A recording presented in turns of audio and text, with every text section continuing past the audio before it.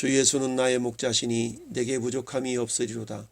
그가 나를 푸른 풀밭에 누이시며 쉴만한 물가로 인도하시는도다. 내 영혼을 소생시키시고 자기 이름을 위하여 의의 길로 인도하시는도다. 내가 사망의 음침한 골짜기로 다닐지라도 해를 두려워하지 않을 것은 주께서 나와 함께 하심이라. 주의 지팡이와 막대기가 나를 안위하시나이다. 주께서 내 원수의 목전에서 내게 상을 차려주시고 기름을 내 머리에 부으셨으니 내 잔이 넘치나이다.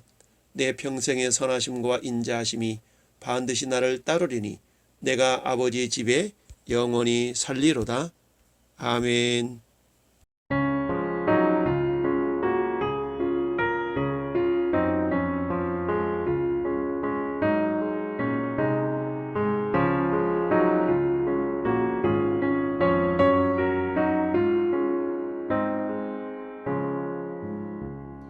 주의 사랑 비칠 때에 기쁨 오네. 근심 걱정 물러가고 기쁨 오네. 기도하게 하시며 희미한 밤 물리쳐 주의 사랑 비칠 때 기쁨 오네. 그 큰 사랑 내 맘속에 충만하게 비칠 때에 찬송하네. 그 큰 사랑 내 맘속에 화평함과 기쁨 주네. 그 큰 사랑 주의 사랑 비칠 때에 이 세상은 아름답고 활기차게 다 변하네. 화평 중에 내 영혼 영광스런 새 생명 다시 찾게 되었네. 그 큰 사랑 그 큰 사랑 내 맘속에 충만하게 비칠 때에 찬송하네. 그 큰 사랑 내 맘속에 화평함과 기쁨 주네. 그 큰 사랑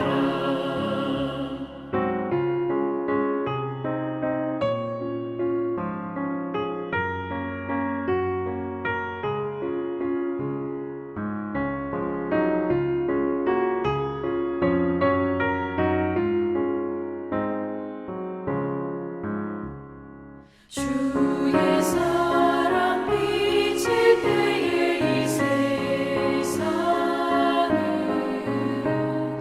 어둠 슬픔 주간 짐이 다 사라져 우리들을 가는 길 밝히 비춰주시며 복을 받게 하시네.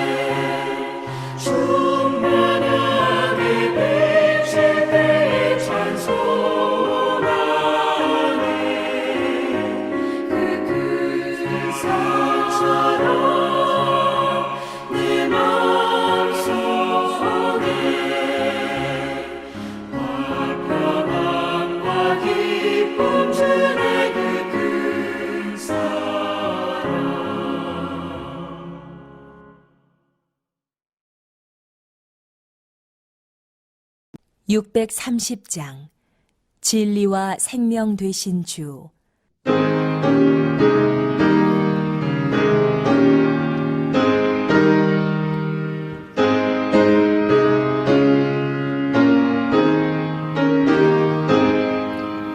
진리와 생명 되신 주 이번을 바치옵니다. 믿음과 소망 사랑에 한 마음 되게 하소서.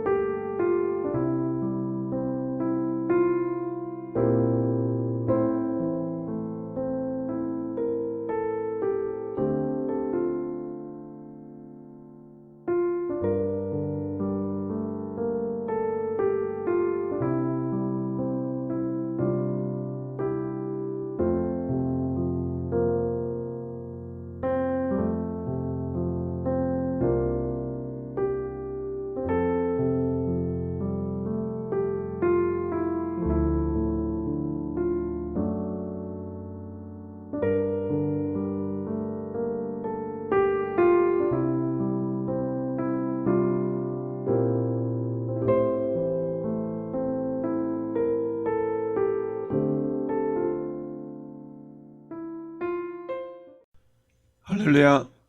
지난주에 이어서 오늘도 역대기서의 말씀을 통해 복을 받기를 원합니다. 21장 1절에서 17절까지의 말씀은 사단의 충동으로 말미암아 다윗이 인구 조사를 행하는 내용과 그로 말미암아 하나님의 진노 그리고 다윗의 죄 때문에 세 가지의 심판 가운데 하나를 선택해야만 하는 다윗의 고민, 그리고 결국 다윗은 하나님의 손에 빠지고 사람의 손에 빠지지 않기를 원한다라는 고백으로 전염병의 심판을 받게 되었습니다. 그 일로 이스라엘 백성 7만 명이 죽임을 당하였습니다. 왕의 교만함 때문에 백성이 고난을 당한 것입니다. 지도자 한 사람의 잘못으로 많은 국민이 피해를 받는 것은 예나 지금이나 크게 다를 바가 없습니다. 오 아무개 전임 부산시장의 죄악으로 시민의 세금 267억, 박 아무개 전임 서울시장의 죄악으로 세금 571억 원이 낭비되었습니다. 이처럼 지도자 한 사람의 교만함은 수많은 사람들이 피해를 입게 되어 있습니다. 작금의 코로나 백신 사태에도 이 나라 지도자들의 죄가 없다 하지 못할 것입니다. 그 결과는 국민들이 오롯이 고통을 당하는 쪽으로 귀결이 되고 말았습니다. 그럼에도 불구하고 전능하신 하나님의 손길이 이 나라 이민족 위에 강하게 임하시기를 소망합니다. 지난 금요일에는 원데이 다니엘 기도회가 있었습니다. 말씀을 전하신 강사 목사님은 호주에서 20여 년을 사역하신 윤치영 목사님이셨습니다. 참여하지 못하신 성도들은 꼭 다니엘 기도회 홈페이지에 들어가셔서 지난 영상을 시청하시고 복을 받으시기를 바랍니다. 요즘 낮 기온은 여름을 방불하게 합니다. 이런 상황에서 코로나로 말미암는 스트레스가 더욱 커져가고 있습니다. 이스라엘 비롯한 몇몇 나라는 벌써 백신 접종률이 60-70%를 넘어서서 전 국민 집단 면역의 상태에 들어갔다고 자랑을 하고 있습니다. 초기 방역에 실패했던 미국, 일본도 충분한 백신 확보로 말미암아 일상으로의 회복을 앞당기고 있다고 보도하고 있습니다. 그럼에도 불구하고 하나님은 여전히 우리나라를 사랑하고 계십니다. 그 사랑을 느끼는 자들과 느끼지 못하는 자들이 있을 따름입니다. 자기 백성을 끝까지 사랑하시는 하나님의 자비하심이 오늘 우리 모두에게도 풍성히 나타날 수 있기를 축복합니다. 하나님이 일찍이 대제사장 아론을 통해 자기 백성을 축복하시려는 마음을 전달한 바 있습니다. 민수기 6장 24절에 여호와는 내게 복을 주시고 너를 지키시기를 원하며 여호와는 그 얼굴을 내게로 비추사 은혜 베푸시기를 원하며 여호와는 그 얼굴을 내게로 향하여 대사 평강 주시기를 원하노라.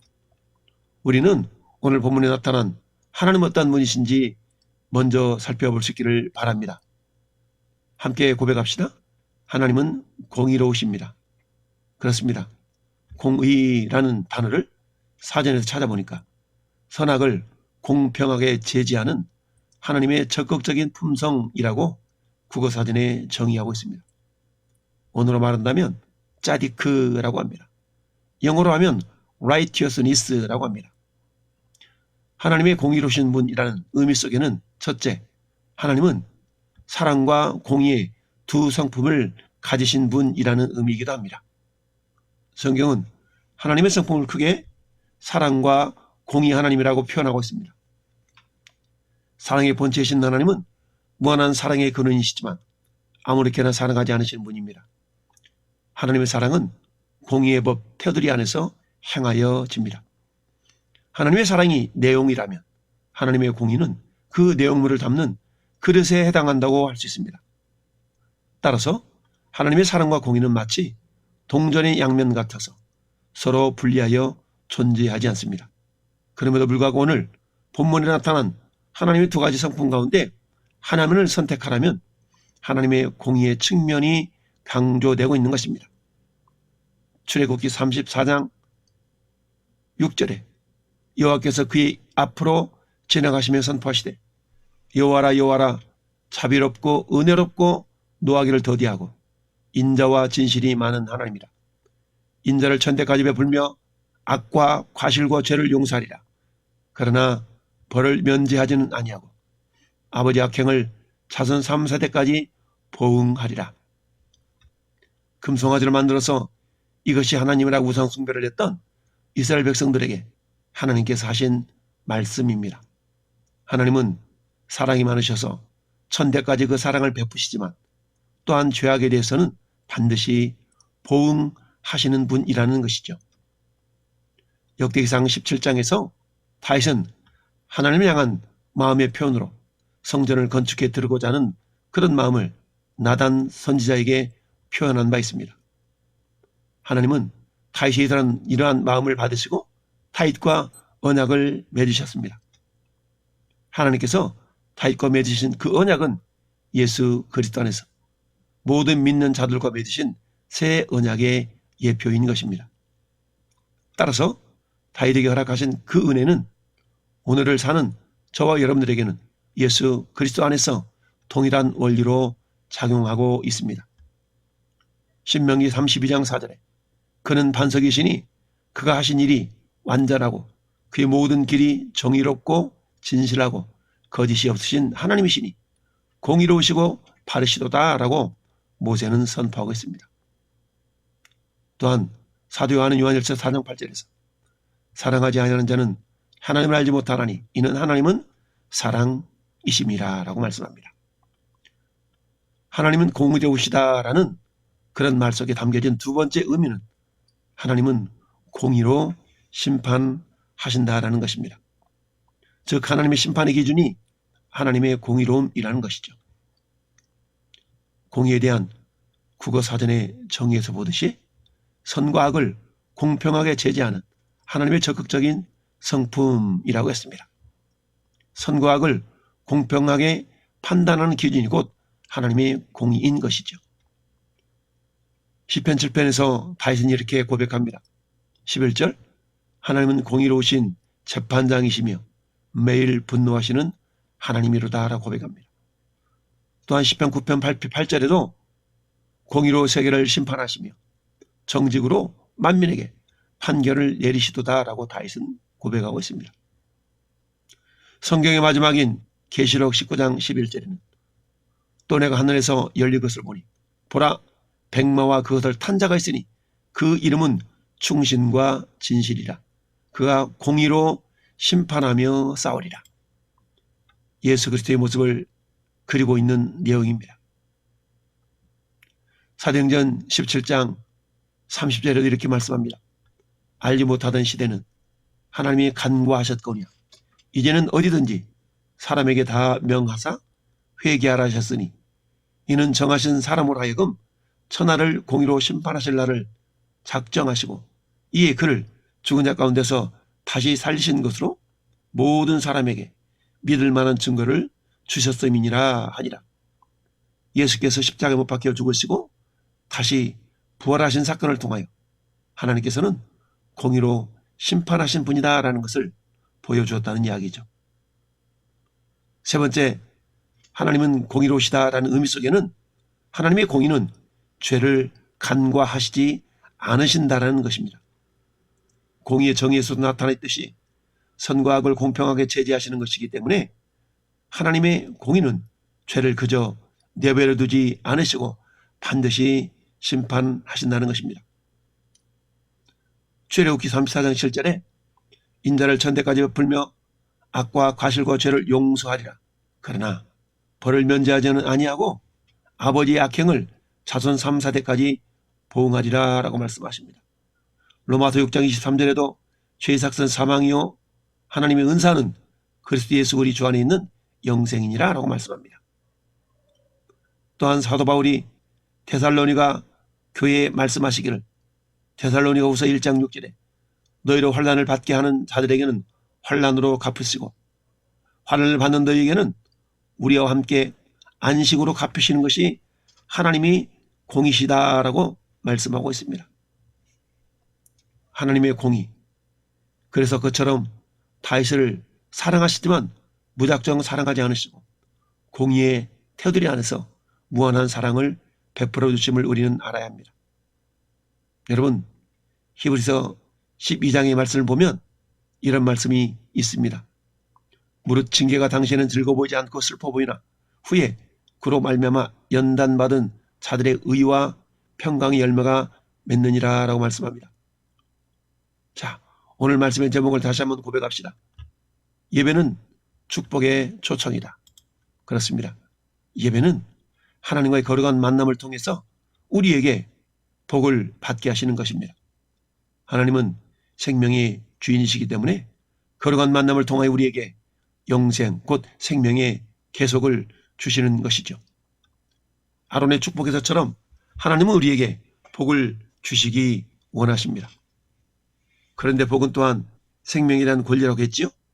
마귀는 우리에게 있는 그 권리를 자꾸만 빼앗아 가려고 합니다. 죄를 통하여 그 권리가 나에게 없는 것처럼 속이는 것이죠. 그래서 그 권리를 빼앗기지 않도록 깨어서 성령 충만한 가운데 하나님의 전신갑주로 무장하고 거룩한 삶의 모습을 살아가야 되는 것입니다. 오늘 본문에서 하나님은 모세에게 예배할 것을 명령하셨습니다. 오늘 18절 말씀에 오르난의 타작마당에서 여호와를 위하여 제단을 쌓으라 라고 명령하신 것이죠. 왜 하나님은 다윗에게 제사할 것을 명령하셨을까요? 그것은 복을 주시기 위함입니다. 첫째, 하나님이 명하신 방법대로 예배해야 합니다. 우리 예배는 하나님께서 받으셔야 합니다.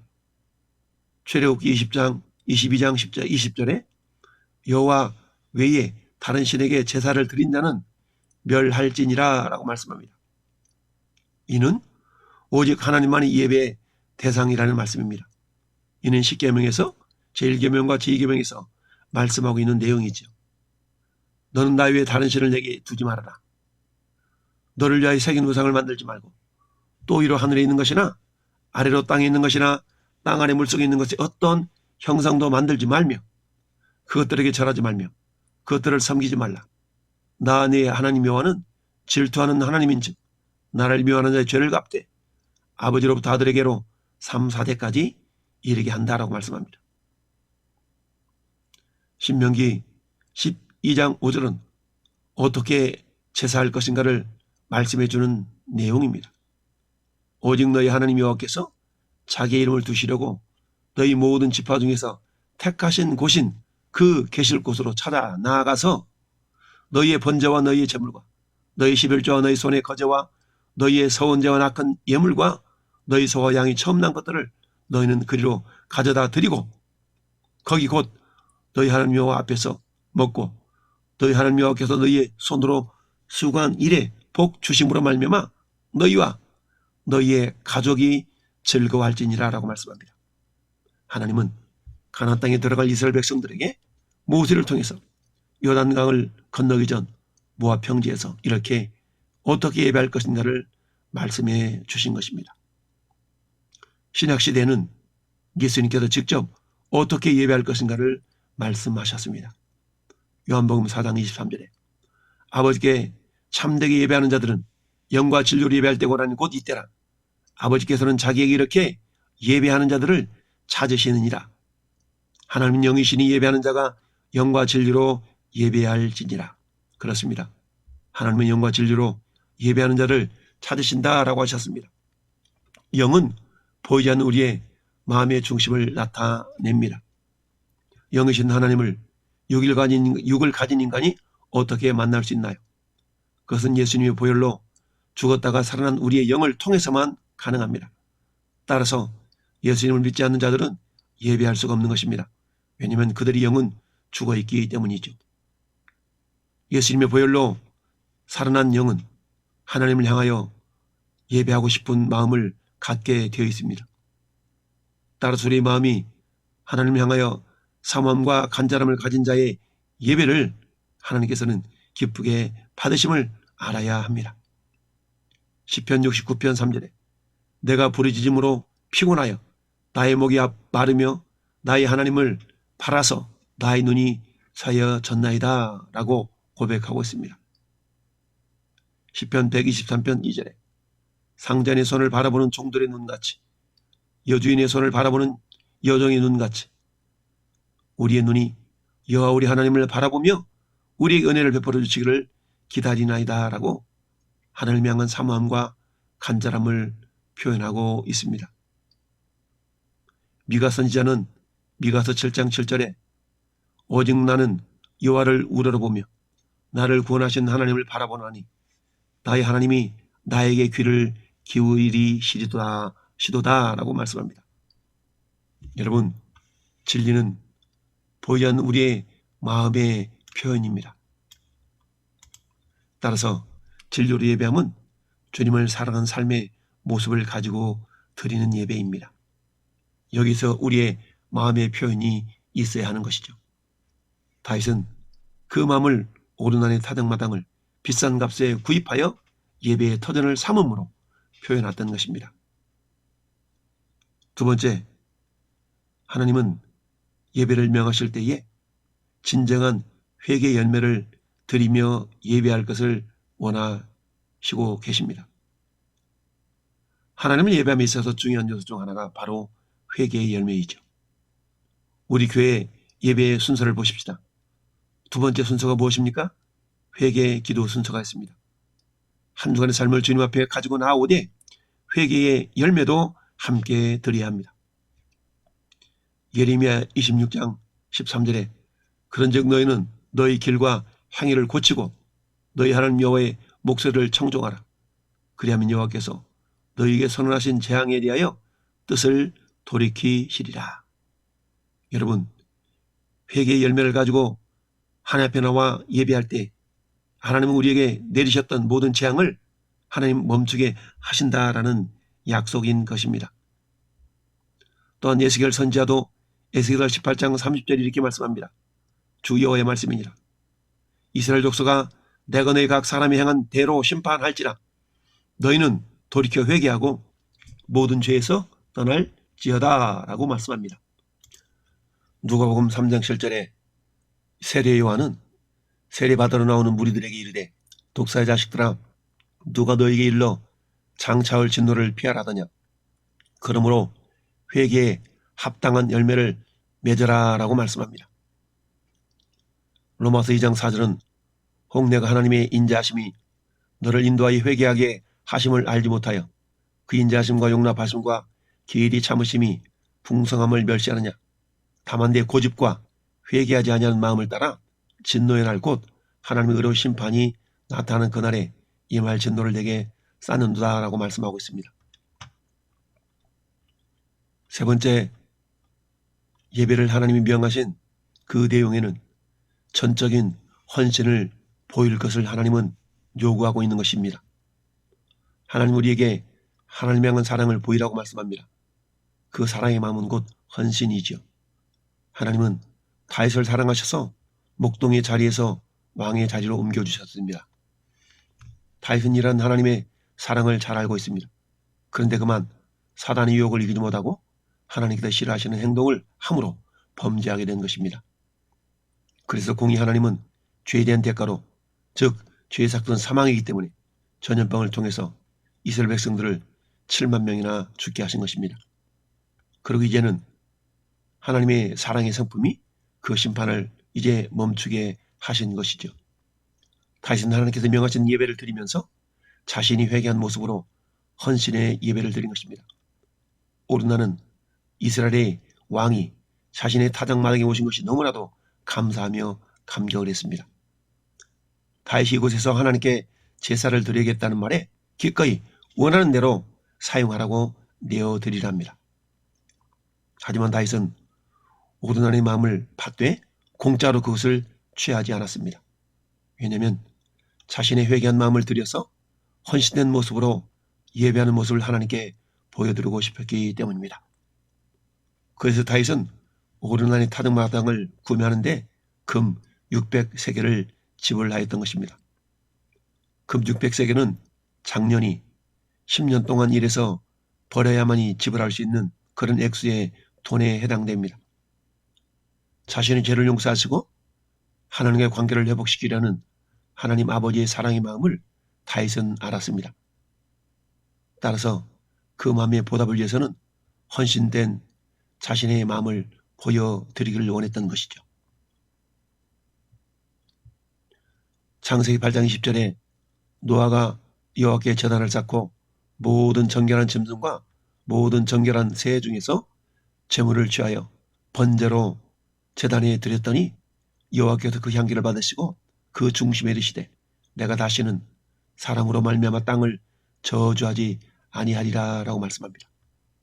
노아는 방주의 심판이 끝난 후에 자신을 구원의 도구로 사용하신 하나님께 제단을 쌓고 헌신의 예배를 드렸던 것입니다. 이처럼 다윗이 드린 예배는 하나님께서 기쁘게 받아주셨습니다. 25절 말씀 보니 그리하여 다윗은 그 턱값으로 금 600세겔을 달아 오르날에 주고 다윗이 거기서 여호와를 위하여 제단을 쌓고 번제와 화목제를 드려 여호와께 아뢰었더니 여호와께서 하늘에서부터 번제단 위에 불을 내려서 응답하시고 라고 말씀하십니다. 다윗이 드린 제사를 하나님께서 기쁘게 받아주신 것이죠. 이처럼 성공한 예배에는 축복이 임합니다. 하나님께서 명하신 방법대로 예배할 때에 하나님께서 그 예배를 받아주신 것이죠. 첫째, 다윗의 예배를 받아주신 것을 우리는 확인해 볼 수 있습니다. 예배는 드리는 것도 중요하지만 하나님께서 받아주셔야 한다고 했습니다. 구약시대는 예배를 받으심이 불로 응답하신 것으로 나타내 있습니다. 기드온이 드린 예물을 받으신 것도 불을 통하여 응답하셨습니다. 사사기 6장 21절에 여호와의 사자가 손에 잡은 지팡이 끝을 내밀어 고기와 무교봉에 대니 불이 바위에서 나와서 고기와 무교봉을 잘랐고 여호와의 사자는 떠나서 보이지 아니한지라 라고 말씀합니다. 또한 갈멜산에서 엘리야 선지자와 바알과 아세라 신을 섬기는 거짓 선지자들과의 싸움에서도 하나님께서는 불로 응답하셔서 엘리야에게 승리를 안겨주셨습니다. 오늘날 우리도 다윗이 보여줬던 헌신 있는 마음과 모습으로 예배할 때에 하나님 우리 예배를 기쁨으로 받아주실 것입니다. 로마서 12장 1절에 그러므로 형제들아 내가 하나님의 모든 자비하심으로 너희를 권하노니 너희 몸을 하나님이 기뻐하시는 거룩한 산제물로 드리라. 이는 너희가 드릴 영적 예배니라. 그 어떤 제물보다 귀한 것이 우리의 몸입니다. 우리 몸을 드린다는 것은 나의 모든 것을 드리는 것과 같습니다. 이것이 번제요 화목제인 것이죠. 요한복음 4장 24절에 하나님 영이시니 예배하는 자가 영과 진리로 예배할지니라. 영과 진리로 예배할 때 하나님은 우리 예배를 받아 주신다는 것입니다. 두 번째, 예배를 통해 받으신 그 은혜는 우리의 죄를 용서하신다는 것입니다. 사람에게 있어서 가장 중요한 것은 죄의 문제를 해결하는 것입니다. 왜냐하면 죄의 삭은 사망이기 때문입니다. 즉 죄의 문제를 해결하지 못한다면 우리가 꼼짝없이 지옥불에 떨어지는 신사가 되고 맙니다. 마치 누가복음 16장의 부자와 나사로 이야기처럼 타는 불꽃 가운데서 고통스러워하는 부자의 모습을 보면서 우리는 죄사함받은 은혜가 얼마나 큰 것인지를 생각해 보아야 합니다. 이사야 1장 18절에 여호와께서 말씀하시되 오라 우리가 서로 변론하자. 너희의 죄가 주홍 같을지라도 눈과 같이 희어질 것이요 진홍같이 붉을지라도 양털같이 희게 되리라. 우리 하나님은 우리의 죄 문제를 해결해 주고 싶어 하시는 분입니다. 그래서 우리를 예배 자리로 초청하고 계시는 것이죠. 히브리서 9장 12절에 용서와 송아지 피로 하지 아니하고 오직 자기 피로 영원한 속죄를 이루사 단번에 성소에 들어가셨느니라 라고 말씀합니다. 죄를 용서하심은 요한일서 1장 9절처럼 만일 우리가 우리 죄를 자백하면 그는 미쁘시고 의로우사 우리 죄를 사하시며 우리를 모든 불의에서 깨끗하게 하실 것이요 라고 말씀합니다. 예배를 통하여 우리의 모든 죄가 사함받을 수 있음을 우리는 알아야 됩니다. 세 번째, 예배를 통해 받는 은혜는 심판이 멈춰진다는 사실입니다. 하나님은 다시 드린 예배를 받으시고 결국 심판을 멈추어 주셨습니다. 27절 말씀에 여호와께서 전사를 명령하시며 그가 칼을 칼집에 꽂았더라 라고 말씀합니다. 심판의 목적은 그 자체에 있는 것이 아니라 회개에 있습니다. 거룩하게 하심에 있습니다. 따라서 충분한 회개의 모습을 보인 다윗에게 하나님이 이제 전사의 손에 빼어든 심판의 칼을 칼집에 꽂아 넣게 하셨던 것입니다. 사도행전 7장 31절에 이는 정하신 사람으로 하여금 천하를 공의로 심판하실 날을 정하시고 이에 그를 죽은 자 가운데서 다시 살리신 것으로 모든 사람에게 믿을 만한 증거를 주셨음이라 하시니라. 로마서 5장 16절에도 또 이 선물은 범죄한 한 사람으로 말미암은 것과 같지 아니하니 심판은 한 사람으로 말미암아 정죄에 이르렀으나 은사는 많은 범죄로 말미암아 의롭다 하심의 이름이니라. 즉 하나님의 공의는 공정한 죄에 대한 공정한 심판을 행하시는 것이지만 또한 하나님의 자비하심은 그 심판을 멈추는 것입니다. 그래서 공의 하나님께서 죄에 대해 심판을 행하셨지만 사랑의 하나님의 성품은 곧 그 심판을 멈추도록 자비를 베푸시는 데 있습니다. 그렇다면 이처럼 하나님은 오늘 우리를 축복의 자리로 예배를 통하여 초청해 주셨습니다. 그럼 우리가 어떻게 예배 자리로 나왔습니까? 그것은 예수 그리스도를 힘입어 나아갔던 것입니다. 히브리 10장 19절에 그러므로 형제들아 우리가 예수의 피를 힘입어 성소에 들어갈 담력을 얻었나니 그 길은 우리를 위하여 휘장 가운데 열어놓으신 새로운 살 길이요 휘장은 곧 그의 육체니라. 이제 하나님께서 열어놓으신 그 길 곧 예수님의 이름을 의지하여 우리는 하나님 앞으로 나아갈 수 있는 것입니다. 히브리서 4장 16절에도 그러므로 우리는 긍휼하심을 받고 때를 따라 돕는 은혜를 얻기 위하여 은혜의 보좌 앞에 담대히 나아갈 것이니라 라고 말씀합니다. 에베소서 3장 12절에도 우리가 그 안에서 그를 믿음으로 말미암아 담대함과 확신을 가지고 하나님께 나아감을 얻느니라 라고 말씀합니다. 사랑하는 성도 여러분, 우리는 이제 담대하게 은혜의 보좌 앞에 예수 이름을 의지하여 나아가 복을 받을 수 있게 되었습니다. 하나님 앞에 나아가 은혜를 받고 은혜를 흘려보내는 축복의 통로의 삶을 살아내시기를 예수님의 이름으로 축원을 드립니다. 두 번째, 예배는 영생에 이르는 통로라는 것입니다. 왜냐하면 예배를 통해서 생명의 말씀이 선포되기 때문입니다. 요한복음 6장 33절에 하나님의 떡은 하늘에서 내려 세상에 생명을 주니 이것이니라. 또한 요한복음 6장 35절에 예수께서 이르시되 나는 생명의 떡이니 내게 오는 자는 결코 줄이지 아니할 터이요 나를 믿는 자는 영원히 목마르지 아니하리라. 영원히 목마르지 않는 생명의 떡을 우리는 예배를 통해서 이미 먹은 자들이 된 것입니다. 따라서 우리는 영생에 이르는 주인공이 된 것이지요. 이사야 49장 10절에도 그들이 줄이거나 목마르지 아니할 것이며 더위와 볕이 그들을 상하지 아니하리니 이는 그들을 긍휼히 여기는 이가 그들을 이끌게 샘물 근원으로 인도할 것입니다.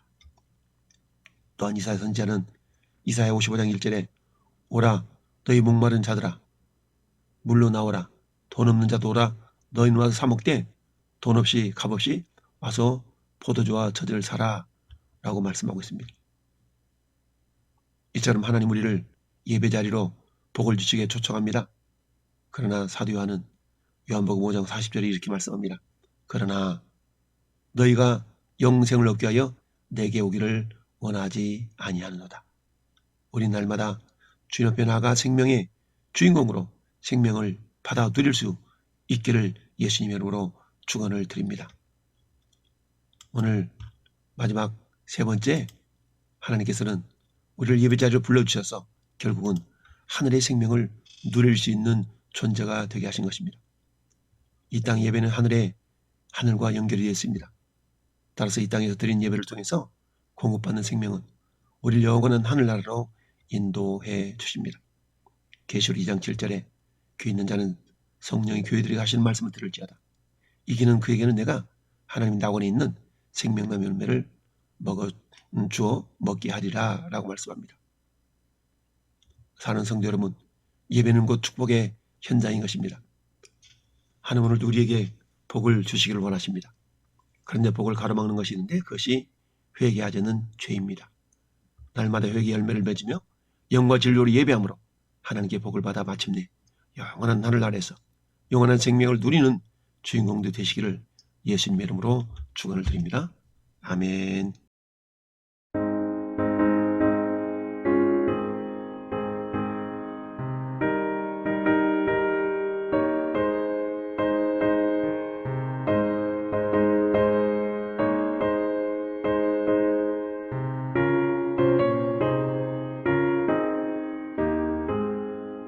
예수 더 알기 원하네 그분은 얼마나 은혜와 계속해 주신 사랑을 간절히 알기 원하네 내 평생의 소원 내 평생의 소원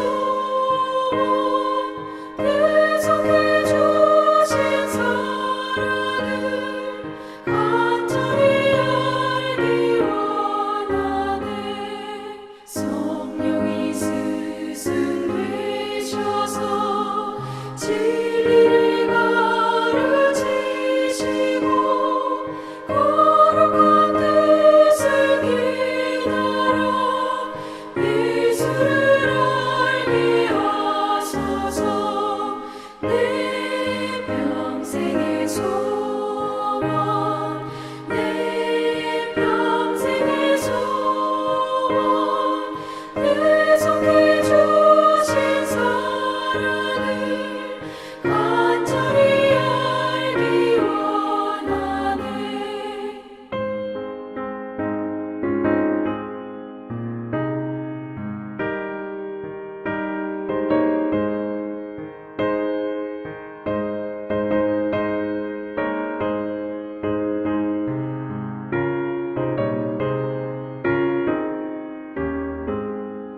성령의 강화 받아서 하나님 말씀 배우니 그 말씀 한 절 한 절이 내 맘에 교훈 되도다 내 평생의 소원 내 평생의 소원 계속해 주신 사랑을 간절히 알기 원하네 예수가 계신 보좌는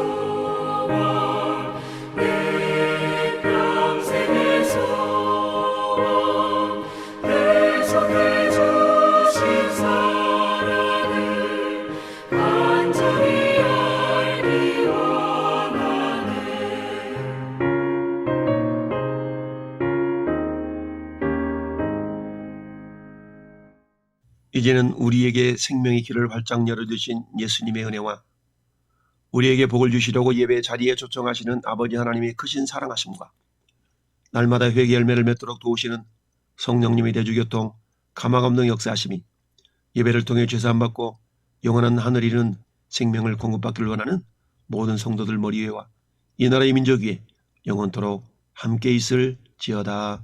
아멘.